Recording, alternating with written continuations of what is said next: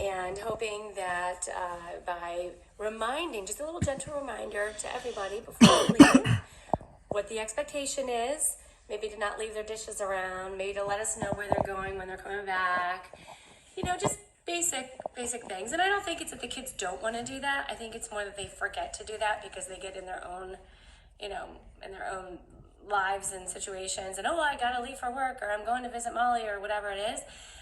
So we just have a little gentle reminder on the door. How do you guys handle that? Do you have rules, like before you're allowed to leave the house, or for your kids before they're allowed to leave the house, or before they're allowed to go out? Like, what are their rules? I'd love to know, because we have been managing this for a while now. And I find that if we don't set expectations and hold people accountable, that it tends to wane, and then the parents get mad, and this, that, and the kids get frustrated. So anyway, so we have a little gentle reminder paper up there. Hopefully that's going to work. Well, today is a big day. Today's gentle. Well, Let's get mad. People look. well, first of all, Mrs. Donnelly, you have 3 kids. The 2 boys and that 1 girl. Just in the videos alone, you guys baby, and this is for you and your husband, so you both understand. You and them have been both babying those kids now that are almost full grown, not even teenagers anymore, almost adults, basically, at this point. And this is the problem. You want to be friends. You want to say, oh, I just want to give them gentle reminders. That's no excuse. You're the parent. It's not to be, hey, let's be friends. We're not. You're not the friends. You're the parents. You have to set the rules, and that's just the way it is.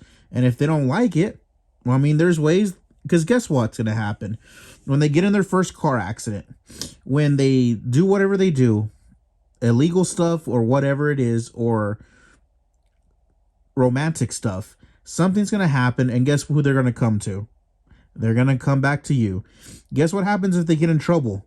Law enforcement gets involved. Law enforcement, maybe they don't listen. Something happens. Maybe they act smart aleck. Something might happen, or someone gets blamed for something. Guess who's going to get in big trouble? No, not them. You are, because you're responsible for them. Remember, they're minors. So guess they're going to come after you and your husband, because you're now responsible for them. You go to court, $20,000, $30,000, $50,000 fines, a whole bunch of trouble. You don't want to get involved in that. And for them to do stupid things like that, it can happen very quickly, very easily. And this is the problem. You think, oh, let's just do gentle reminders. You think a county sheriff, you think the sheriff's department, you think the local state, you think the Florida State Troopers, you think the Florida State Police is going to... No. If they get you for something, that's it. You're going to go to court, and whatever happens is going to happen.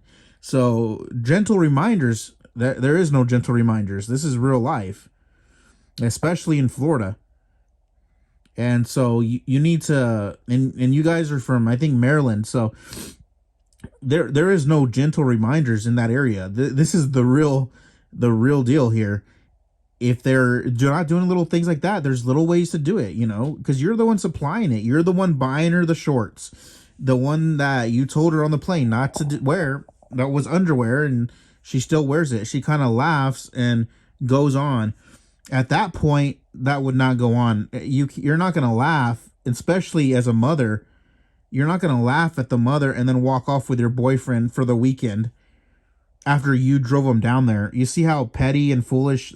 You see how it belittles you. It makes you look, well, I'm not going to say it, but these little things. And then for your husband not to ever, it's more of those immortalize your kids and say like, oh, good job, kids. It's good, this and that. There are rules. If I was there and those were my kids, absolutely not. Because there's only one way until you get out of, until you get a scholarship, go to college, get on your own, get out of my place, get out of my home, then you do what you want. But as long as you're, basically living, well, you are, and they are too, I can still see it. Everybody wants, of course, they're teenagers. They all act like they're grown. They all want to be grown. They think they know it all. Every teenager did. I remember when I was a teenager, I always wanted to, I thought I knew it all, but you learn real quick. And there's people out there that you meet, and you learn, just trust me, you'll learn real quick, and they will learn real quick, believe me. The biggest issue with them is that you have to set the rules already, which should have been done since they were kids. You don't want them to think that it doesn't matter if they're frustrated. Who cares? They're your kids. Why would you think it's okay for them to be frustrated? Imagine them being frustrated compared to, if they think that's frustration, why don't you take them to certain places, which I won't mention, and they'll see frustration, and they'll see how these places will scare them to death of how life can be and will be. And once you go down to those certain places, you will start to understand how crazy, how terrible, how bad life can be. And they don't understand that right now, how lucky they are. They think they do, but they've never went through it because they never seen it. I mean, all the places they go to is what, Maryland and Florida and North Carolina, up with their family, their friends. It's never lower class. It's never at poverty level. It's never at poor, just degraded, just terrible places. That really did people that don't have very much. You guys are in townhouses, luxury life, next to like lakes and oceans, and very nice, very great living, very luxurious. This is the problem, though. That's the problem right there, is that they've had too much, and at this point, they think they know it all, but they've, once you get out in the once you get out in the real world, you start to really see it's exactly. It's a lot different than they'll ever imagine. And I don't think they can even handle it right now at this point. But to really take them out of it, it's all about their tech. They can't live without their phones. So if they're gonna start defying you, not leaving you messages and stuff, well, they're not gonna take the keys and just get out and go wherever they want. So we're gonna put that on lockdown. Their doors, everybody wants privacy. Well, you don't need privacy because you didn't earn it. You don't have it. You disrespect me. You don't deserve your own privacy. It's your home. You have to feel comfortable with it. If they act like they're hiding something, that's not going to be allowed. It's your home. You should feel safe, because if they're locking their doors, they leave them open.